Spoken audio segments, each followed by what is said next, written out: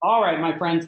Today is our final day talking about Ulysses in lecture. We'll be talking a little bit about this and our essays informed on Friday, and then moving on to Thomas Mann's The Magic Mountain, sometimes called Der Zauberberg in German. Zauber means magic. Berg, like so many verbs, means mountain. You do keep in mind that berg with a U means like bourgeoisie, means city. Berg with an E means mountain.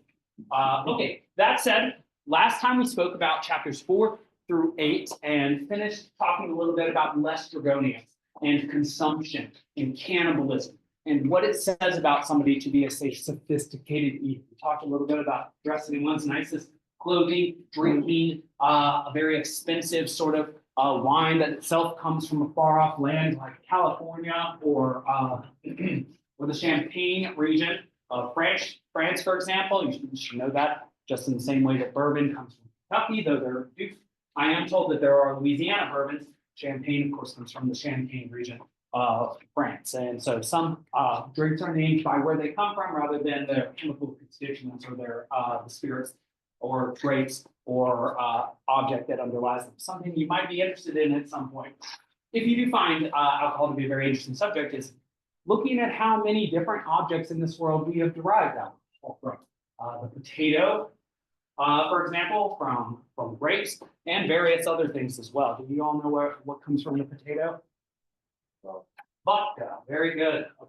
One of the clear drinks, as it were. Not something that would have been very consumed as much by these whiskey drinking Irish, as we see Stephen drink 3 whiskeys at his own lunch, which we need to get to now. All right.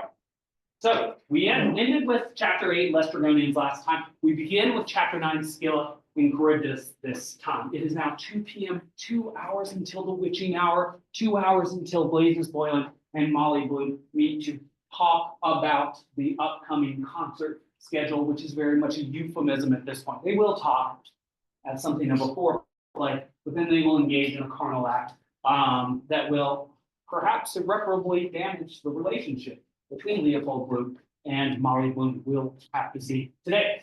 Scylla and Charybdis in the tale of Odysseus, this is something you should know about the Odyssey.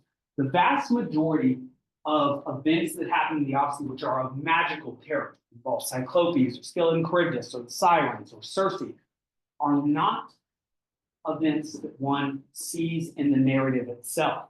They are events that are spoken of, told by Odysseus to a people called the Phaeacians, who are themselves a magical people of sort, related to the Cyclopes. Long ago, there's some sort of strange mythical evolution that's happened where the Cyclopes remain very large, whereas the Phaeacians become very small, but they have the capacity to build ships. Something very interesting going on there.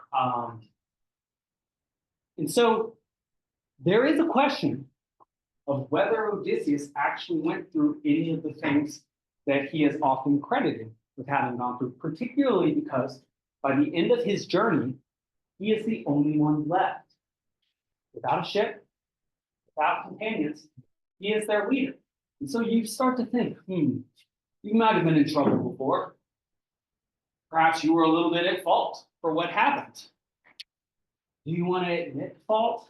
Or do you want to concoct a story where there were just so many factors and so many things that happened that it would have been really impossible for you to have saved the situation?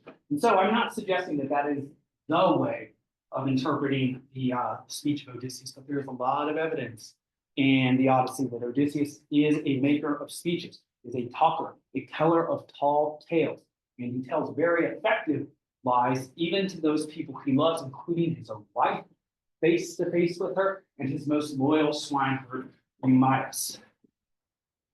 That said, in these magical tales, Scylla and Charybdis are 2 female monsters that occupy opposing parts of a narrow strait. Scylla is on a sheer cliff, 6 heads with monstrous fangs, necks that can extend indefinitely, and horrifyingly, a ring of dogs about her waist that bark And so you're out in the middle of the ocean, you hear, burp, burp, burp, and then her heads jump down or reach down like Mr. Fantastic, as it were, and consume up to 6 people at a time. Why would one go by Scylla? Opposing her on the other end of the strait is something like a whirlpool. I mean, I have often gotten questions: is Scylla in fact, or excuse me, is Charybdis in fact a whirlpool or a monstrous creature that produces a whirlpool, sort of like a Sarlacc from Return of the Jedi and Star Wars, and just sucks down the salt sea 3 times a day? I don't know. If you ever watched the old Sea of Monsters movie in the Percy Jackson series, I thought they did a good job of representing Charybdis as a whirlpool that had, I think, shark's dorsal fins within it. I mean, you know, that's a very good mixture of terrifying things. Sharks, whirlpool, these are things that I think terrify those of us who would not wish to die, but certainly not wish to die at sea. So going through Scylla and Charybdis is something like going through a rock in a hard place. There is no good way to get through Scylla and Charybdis. There is no harmless way to get through Scylla and Charybdis. One either risks one's entire ship, or at least 6 people on one ship. One doesn't know who it's going to be. And keep in mind, these Greek ships were single level, single deck. So there was no going below deck in order to avoid Scylla. It was just, you go by, you look up, you look up, you look up, and bam, she eventually gets one. One note in the Odyssey is that as Odysseus watches one of his men dragged to his doom to be eaten alive by Scylla, one of the most terrible things we can imagine. This is why the anime Attack on Titan is so popular, because of its brutal portrayals of cannibalism in this way. There's just a horrifying aspect of this. The man yells Odysseus' name at him. Odysseus, save me.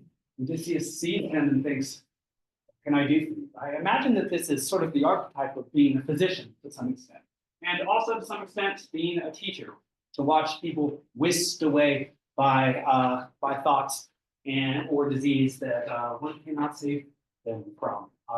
Sadly enough, there are horrors in this. That said, Odysseus does choose to go by Scylla, the lesser of the 2 evils, though later when he loses his ship, he'll be pushed by currents back through this very same strait and have to hold on to an olive tree for some amount of time while Charybdis attempts to suck him down to the bottom of the ocean. So Odysseus himself will end up going by both of these monsters, though his crew only ends up going by the first.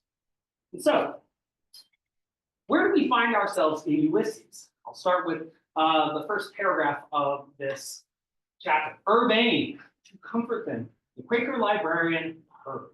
We have we not, those priceless pages of Wilhelm Meister? That is a work by Goethe, the same Goethe that we read together. A great poet on a great brother poet.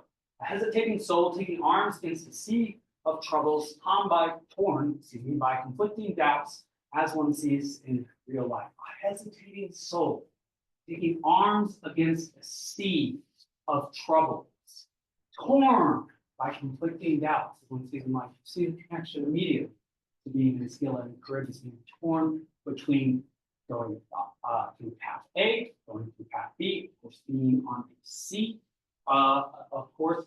And as one sees in real life, this is very ironic, because of course, is the Odyssey real life, or is it a myth used to inform our real life? So, as I said, Scylla and Charybdis are legendary monsters who occupy opposing sides of the narrow strait. Why go through them at all? That's a good question. Why go through Scylla and Charybdis if one knows this is such a dangerous strait? Well, because there's only one other path to where Odysseus is going, and this involves going through what are called the Wandering Rocks, of which we do have a chapter almost just following this. It is. Oh no, excuse me. Oh, yeah, exactly follows. Yes. The Wandering Rocks are 2 rocks that supposedly move autonomously and crush between each other.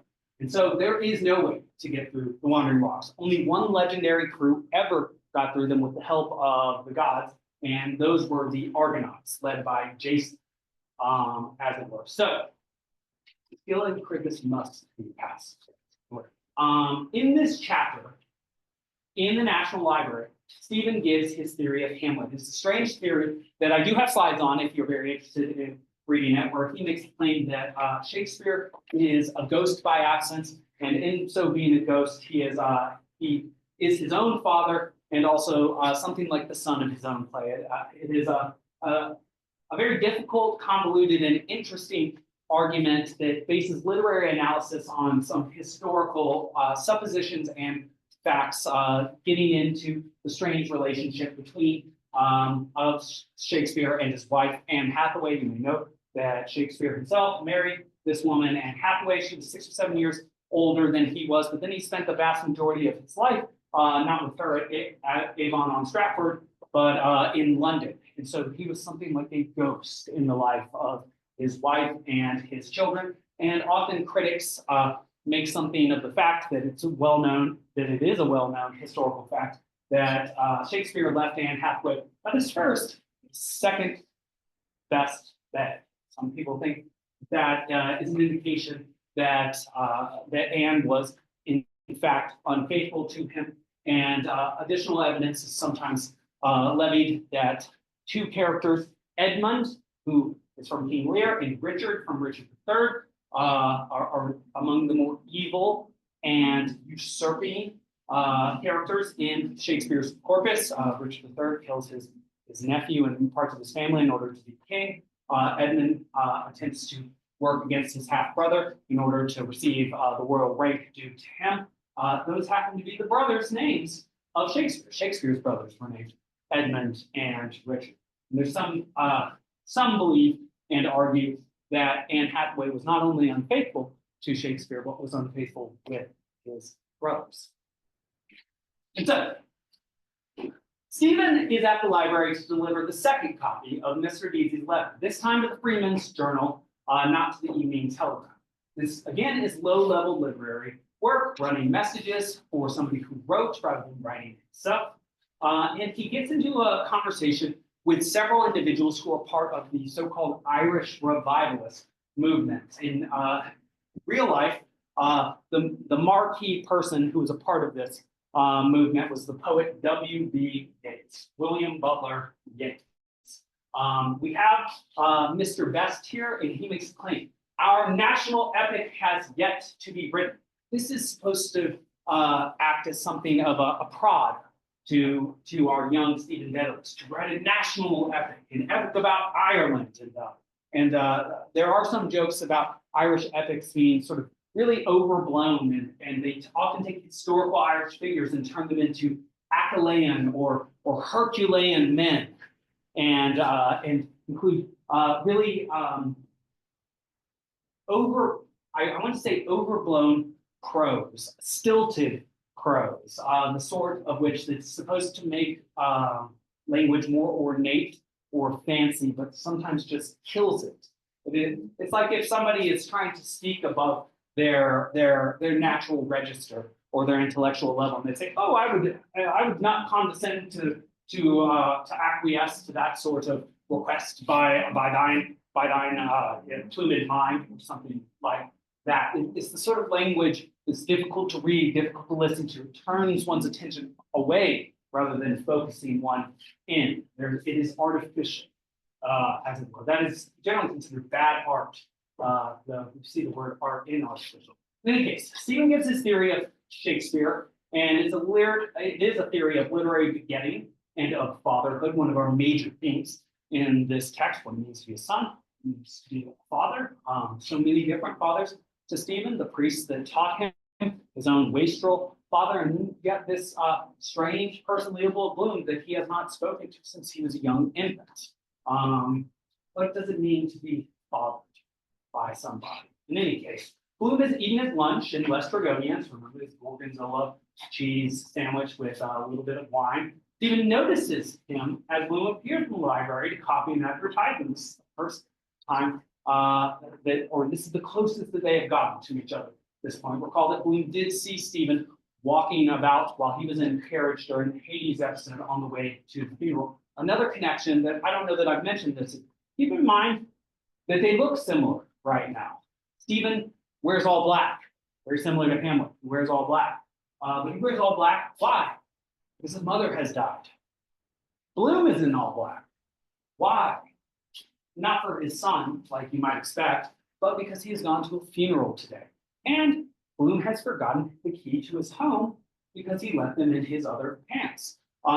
He's been forgetful today for some reason or another. Perhaps he has something big on his mind.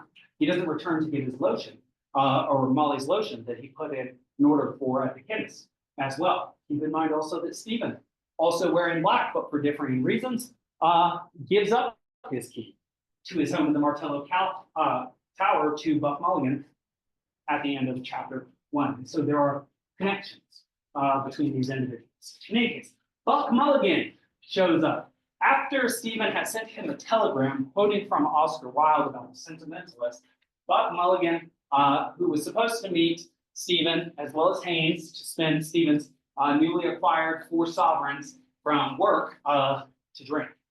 Stephen said he's not going to meet him, so Buck comes to find him, comes to collect, as it were. And he says, and this is in reference to Bloom, who he saw in the National Museum. The Sheeny, he knows you. He knows your old fellow, father. I fear me he is Greeker than the Greeks. His pale Galilean eyes were on her mesial groove. That's a butt. And Venus Calliphagy, that means like pretty butt, basically, or well formed. Oh, the thunder of those loins.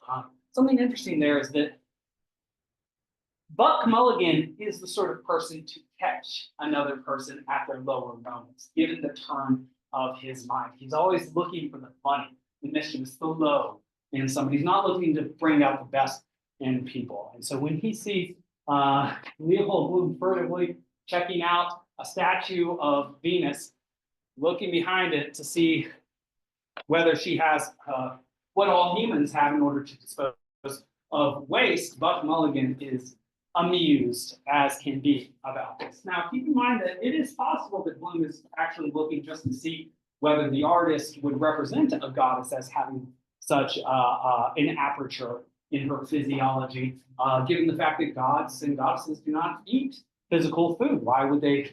You might expect them not to have mouths for that reason, and yet they do speak.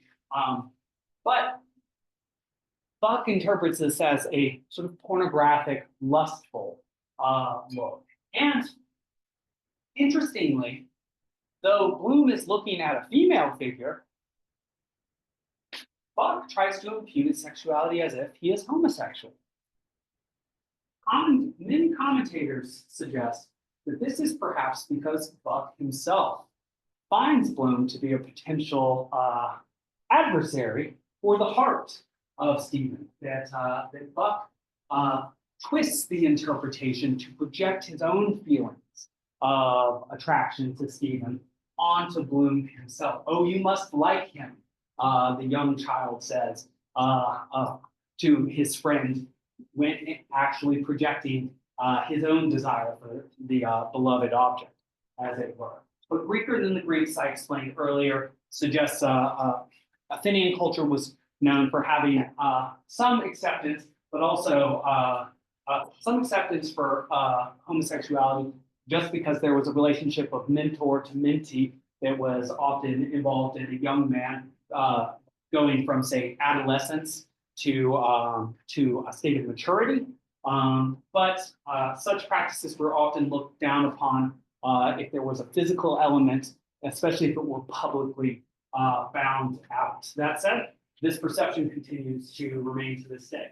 So, in terms of Scylla and Charybdis, Bloom sails between Stephen's intellectualism, Buck's overbearing embracing of pleasure and drunkenness. So we've got to move on now to Wandering Rocks. This is one of the more modernist chapters in this entire text. What do I mean by this? This chapter comprises 19 sections, each contemporaneously representing a different part of Dublin life.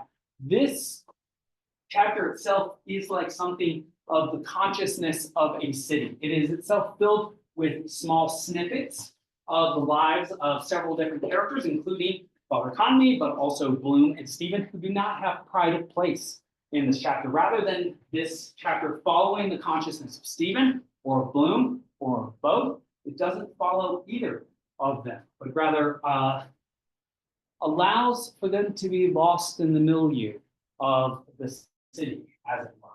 Just to give the first paragraph of this, the superior, the very revered John Conmee S.J., Society of Jesus is what that means. It means he's a Jesuit, reset his smooth watch in his interior pocket as he came down the presbytery steps 5 to 3. Just nice time to walk to Artane. What was that boy's name again? Dignam. Hattie Dignam, who just died today. Yes, very Dignam Justum est. Verily, he is worthy and just. Brother Swan was the person to see Mr. Cunningham's letter, test or yes, oblige him if possible, good practical Catholic, useful at mission time. Okay, so that's the sort of parochial consciousness of Father Conmee. Not exactly a Bloom, definitely not a Stephen Dedalus.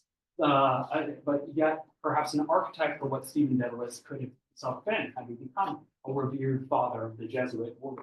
The wandering rocks are mentioned in Homer's Odyssey, but Circe, the enchantress who gives directions to Odysseus, insists that Odysseus try Scylla and Charybdis. Instead, the wandering rocks crush all who pass between them. So, a couple things about Dublin. The city is officially supervised by the power of church and state, priest and the viceroy, both of whom are mentioned during the course of this chapter. And the chapter is bookended by sections telling the story of their two philanthropic journeys. But the chapter reveals how little sway over the city they have. Okay, in the same way that we had some commentary on the newspaper in the Aeolus episode, that and keep in mind the similarity of the names between the news, the new things is what the news means, and the novel. The novel, noble, new. They both are words that mean the new.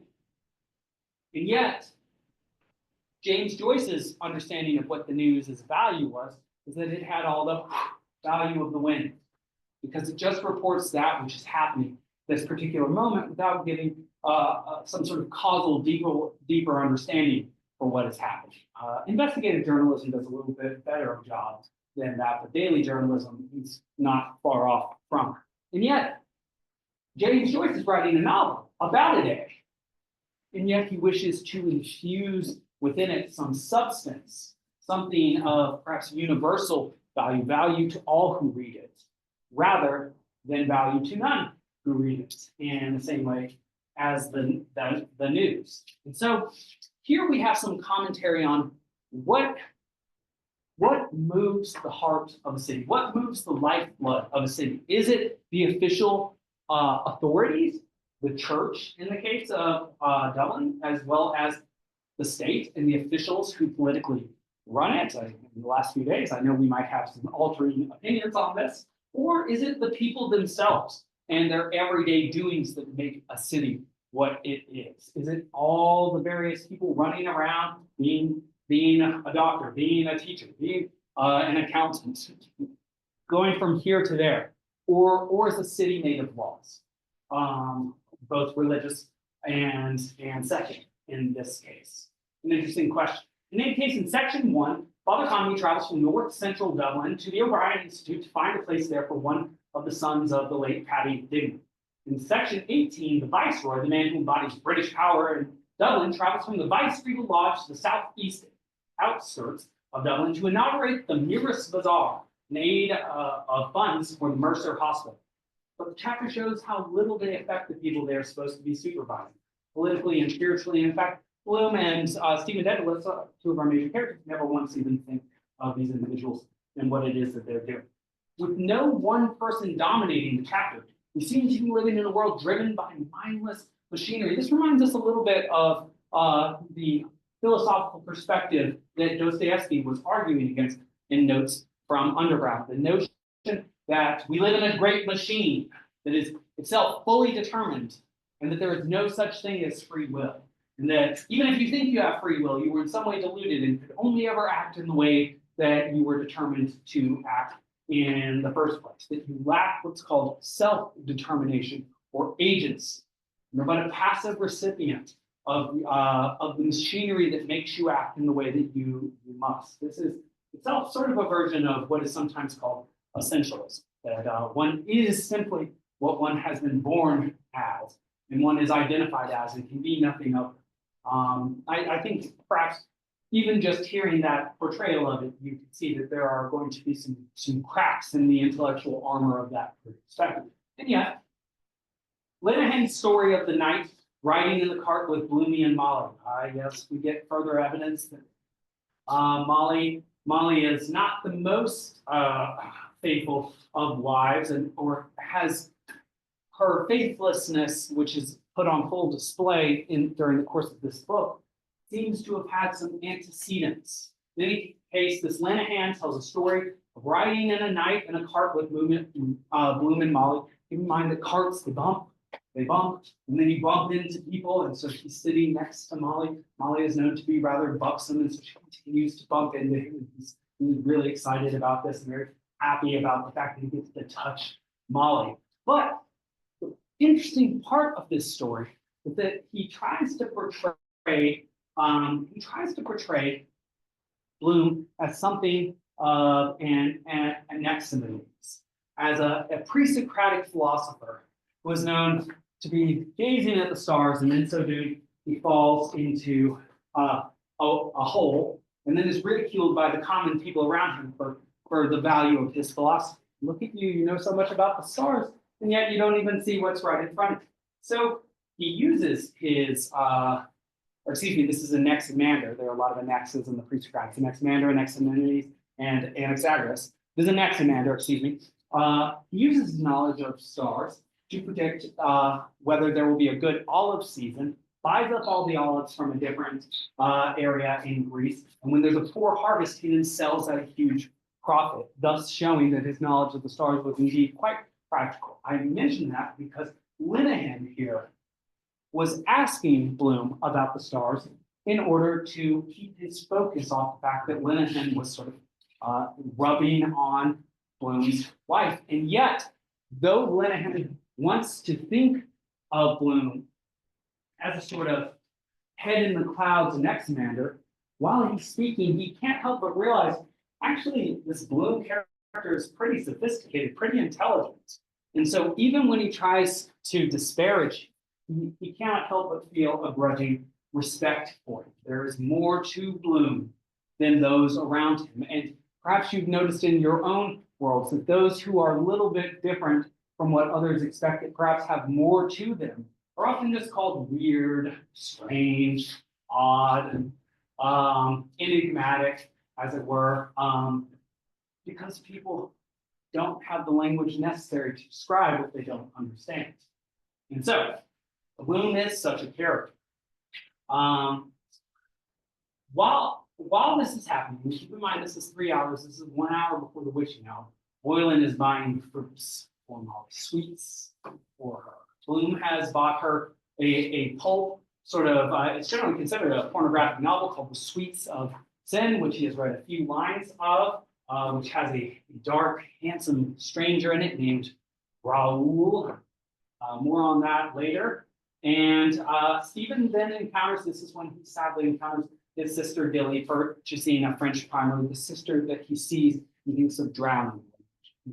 He offers her no money, though he will waste money, both at a bar and brothel later. And he thinks about the fact that he remembers the idea of the drowning man, his own knowledge that he could not help a drowning man. And in the same way that he could not help a drowning man, he cannot, or at least chooses not, to help his sister here. This is complicated, and I think complicates our opinion of Stephen. Though Stephen could be, yes, we also find out he has this Italian, he has an Italian singing instructor named Armando Ortofoni. They speak in Italian to each other. James Joyce himself was a fantastic singer, and Stephen Dedalus' father is an excellent mimic and also singer. And Stephen could be a great singer. Again, you see this could, you can, this language of potentiality. He's not a great singer. He's not a great writer, but he could be if he takes the appropriate steps, but is he taking the appropriate steps to being anything besides a wastrel? More to come on that later. All right, Sirens. Chapter 11.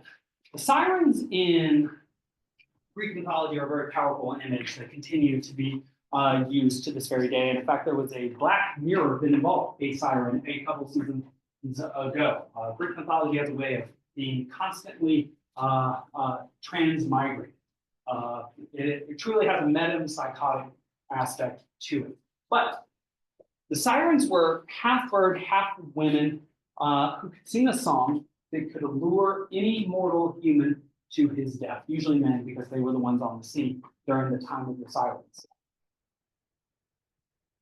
Odysseus comes up with a stratagem to hear their song without dying, though his men put beeswax in their ears so that they cannot hear the sound of the siren. He himself requests to be tied by strong ropes to the mast of his ship, so that he is physically incapable of succumbing to the siren song, but is also capable of hearing it. And in that song, to Odysseus, I've often been asked whether this song changes depending on who hears it, or whether this is what the sirens know. They claim to have knowledge of all things, including everything that's ever happened to Odysseus. And so, do they offer him what he truly wants, which is like some sort of universal knowledge in some Faustian way, or are they offering him something totally narcissistic, which is a portrayal to him of himself? Or is that itself something like self-knowledge, perhaps the ultimate goal of Greek philosophy? We do know that on the gateway to the Oracle of Delphi, there was the Greek saying, "Gnothi se auton," know thyself. So perhaps self-knowledge is the greatest knowledge. In any case, the sirens are creatures of sound. And so what greets us when we make it to 4 p.m., right before Molly and Blazes Boylan meet each other? Lots of sounds. Bronze by gold, heard the hoof iron, steely ringings, and fun, fun, fun, fun. I didn't read that, but that's how it goes. Chips, picking chips off, rocky thumbnail chips, hoary and gold flushed mora. Husky feet note blue bloom is on the gold pinnacled hair, jumping rose on satiny breast of satin rose of Castile, trilling, idolorous. I know idolorous is just a song lyric there, so just need it. Peep, who's in the peep of gold, tink cried and bronze in pity, and the call people long and throbbing, long Indian call. Decoy software, but look, the bright stars fade, notes chirruping answer. Oh, Rose, Castile, the morn is ringing. Jingle, jingle, haunted jingling, coin, rain, clock, clack. Thou sonne, French there. I could rebound with garter, not leave the smack of le cloche.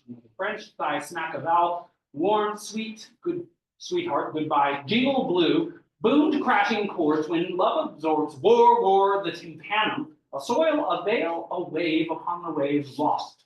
Russell fluted, all is lost. Now horn, top, and all is lost now through all the noise. What comes through? Signal.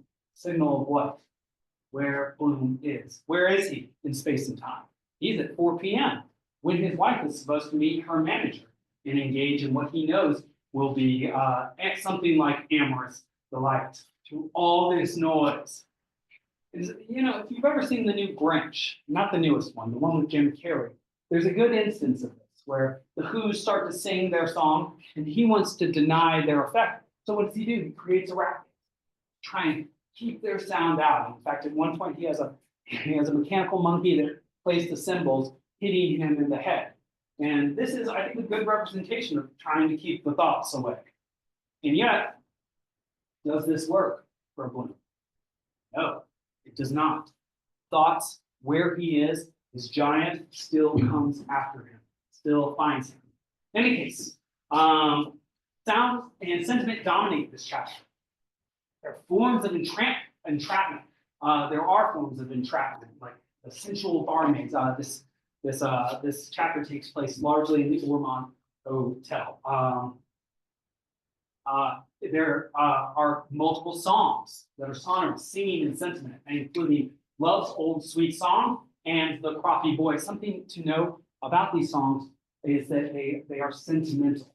They are the sorts of songs that do not create affection for one's fellow people or create pity for one's self.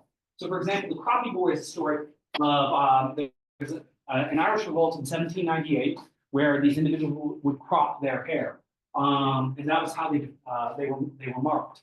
One of these individuals gave a confession to what he thought was an Irish Catholic priest who was actually a British captain in evil disguise, right? It's sort of an evil thing to take on the figure of a priest who, has this ultimate level of trust with confession, and to actually be a civic figure from a different nation who then will charge one with treason. This is the sort of thing that would make any Irish person at this time enraged and filled with self-pity. And this Croppy Boy is then put to death for this. And this creates this feeling of just the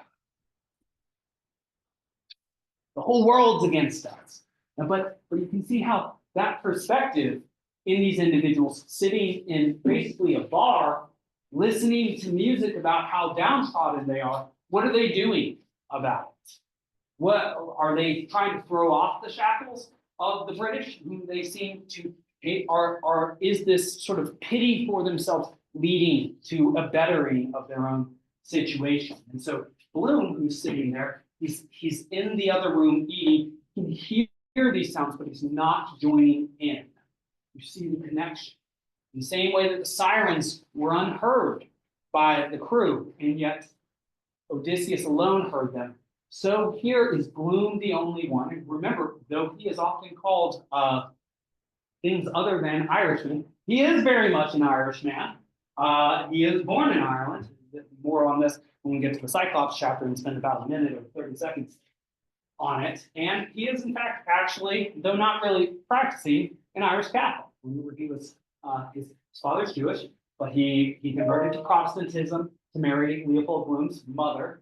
Leopold Bloom was then baptized as Protestant, but in order to marry Molly Bloom, who was Catholic, he had to convert to Catholicism. And so he is an Irish Catholic, regardless of what those around him see him as, in the same way that he is a good, helpful person, regardless of what those around him see him as. In any case, Bloom seems to be resistant in a way to the sentimentalism, in a way that those around him are not further marking him out as an outcast, as weird, as strange, having an ability that those around him do not.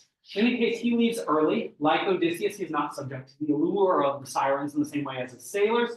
Odysseus, due to his ingenious trick of being tied to the mast of the ship, due to his level-headedness, but also perhaps by being attached to his own schedule, as it were. And the chapter, of course, ends with a sound, or one of those vulgar sounds that one is sure had this text listed as sort of pornographic. Bloom lines up his need to express flatulence, to fart, with the shot of a car's gas pipe at the same moment, or the passing of a bus. In any case, he lets one rip as one of the bodily acts that is so prominent in this text.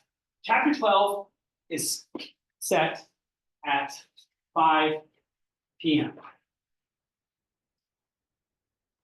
It is the Cyclops chapter. In this chapter, Bloom will finally see Boylan take a sip of slow gin, jump in his car, and run off. By the end of this chapter, it is very much possible that Bloom has been made a cripple of. And note that the chapter that comes afterwards is at 8 p.m. And so 5 to 8 p.m., we do not get to join Bloom or Stephen. Might be for the best that we don't join Bloom, given how dark the thoughts are that he likely has. And remember, the entire day has been expecting the worst. And now the worst has come. He must deal with it. And so the tone of the text changes, as difficult as it is to interpret. But I only have so much time to speak of this chapter that is itself based on perhaps the most famous story in the Odyssey. I've told you the basic premise behind the Cyclops episode before, that Odysseus goes to a land and enters a cave that is full of cheese and goods. A large man comes back and puts a rock in front of the entrance. And Odysseus says, I follow the gods, the Olympian gods. And because of the rules of hospitality, the great Zeus, defends. You must give me a gift and treat me with respect. The Cyclops laughs at him, says he doesn't respect the gods, though he is in fact the son of Poseidon, one of the greater gods, and eats 6 of Odysseus's men, cooks them up, eats them right in front of Odysseus. Odysseus eventually gets him drunk by offering him this unmixed Crimean wine, takes a burnt olive stick, stabs it into the Cyclops' eye. The Cyclops, while blind, then moves the opening of the cave and sits in front of it. And as his sheep go out, he touches the top of them. It shows you that he is myopic or blind, right? To only have one eye is to not have depth perception, to only see the surface of things. And so what does he do? He touches the tops of his sheep. And yet, where are Odysseus and his men? They are on the bottom of the sheep. And he uses imaginative reasoning rather than intelligent reasoning. His top cattle, his top goat, I believe it. No, his top ram. Get this right. Who usually leads the pack is in the back of the pack. One could, if one were really think this through. And why is my fastest ram now my slowest ram? Perhaps it is weighed down by something. Oh, I'm looking for these people who I would like to kill, who have blinded me. Perhaps if I reach, Odysseus, no. He instead gives in to sentimentality. He thinks, my old powerful ram, you must be grieving for your master. And in fact, the ram is not grieving, but will be grieved for by the master at some point, because when Odysseus escapes, he takes the cattle, he takes that ram, and he actually eats that ram by himself, which I really, really, really like. That's a nice little bit of vengeance there by Odysseus.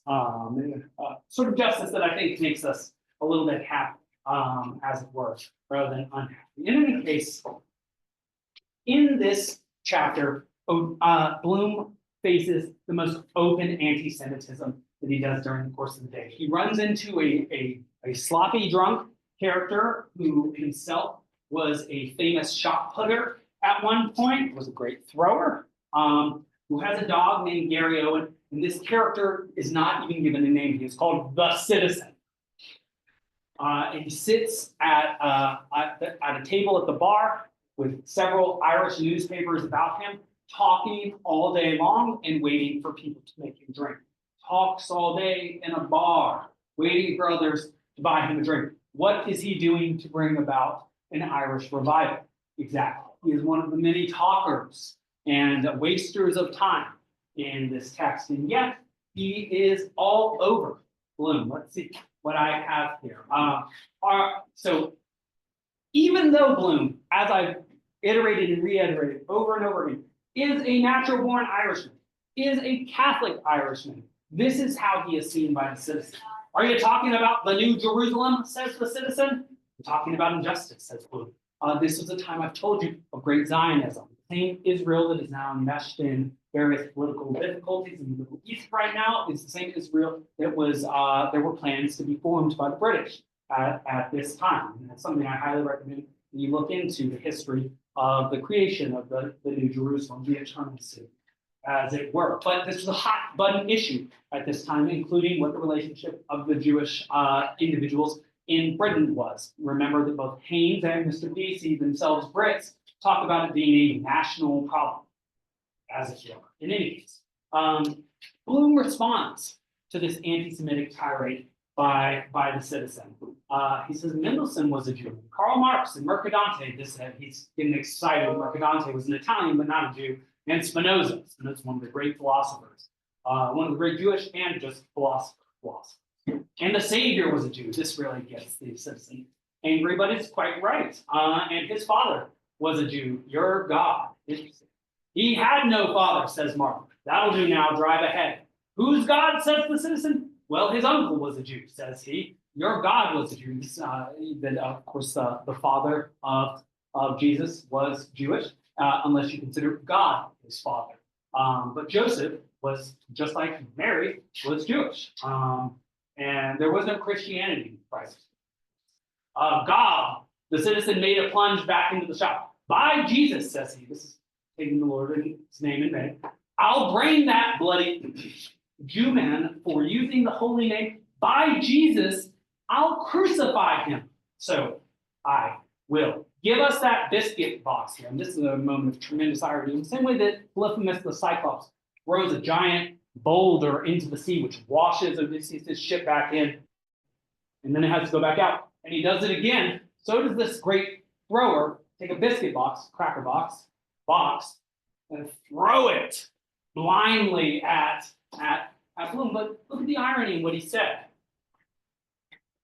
He is angry at Bloom for mentioning his God, and yet he has taken the Lord's name in vain, not once, but twice. And what has he offered to do? Something that traditionally is blamed on both Jewish Pharisees as well as Rome, the Roman Imperium, which is the crucifixion of Jesus. You probably know that crucifixion was a Roman civic punishment.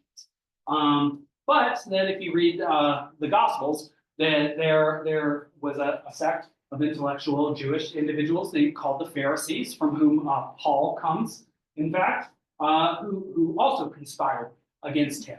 And so, who is acting most in a Jewish way here?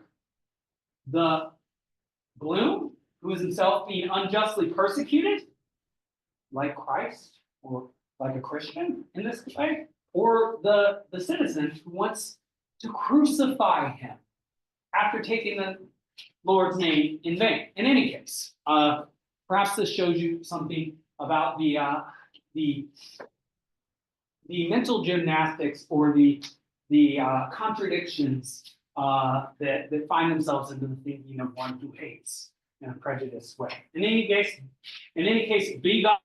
He drew his hand and made a swipe and let fly. Mercy of God, the sun was in his eyes. He's blind, as well as blind, drunk. Or he'd have left him for dead. Gob, he near sent it into the county, long for. In any case, the next time we meet Bloom in the Nausicaa episode, it is 8 p.m. It is not yet dark. Remember that this is a very, very long day. It doesn't get dark until something like 10 or 11, and it gets light again at 3:30 a.m., given the latitude of Ireland. But in this episode, we find out a couple things about him. We see him through the eyes of a young, lame lady. Lame not as an uncool, but she doesn't walk particularly well and has special objects on her legs in order to help her. Her name is Gertie McDowell, and she's recently been jilted by the boy on the bicycle named Reggie Violet. She's been jilted by a boy. Same way Bloom has been cuckolded by his wife. They share a moment that many commentators might call disgusting, where Bloom, with his hands out of view, autoerotically fondles himself. He masturbates while looking at this young girl. And she does not know that he is doing that exactly, but she can tell that he is looking at her. The description is that he looks at her like a snake looks at its prey, really, really, really intense is how he's looking at her, and she starts to blush, and she thinks, or rather her instincts tell her that she had raised the devil in him. But something I want to mention about this, in the same way that we have Martha Clifford, the lady typist, with whom Bloom is having a sort of typing-ridden romantic affair, so do we have him pursuing the image or sort of idealization of a woman. What is he looking for with Gertie McDowell? What is he looking for with Martha Clifford? Are these pale substitutes for what he really wants with his wife? What is his wife, Molly, looking for with Blaze's boiler? What is she looking for with Raoul in The Sweets of Sin? Something I'll add to this interpretation is finally find out how Bloom looks. Have you thought about how he looks? He's tall. He's dark. Apparently, he's handsome. Would you ever thought, given how he's described by those around in this text, that you had a tall, dark, handsome stranger that you were following around. And apparently he is, and yet apparently that's what happens. That's all we have time to talk about today, and yet that is what we have to say. I'm looking forward very much to Friday.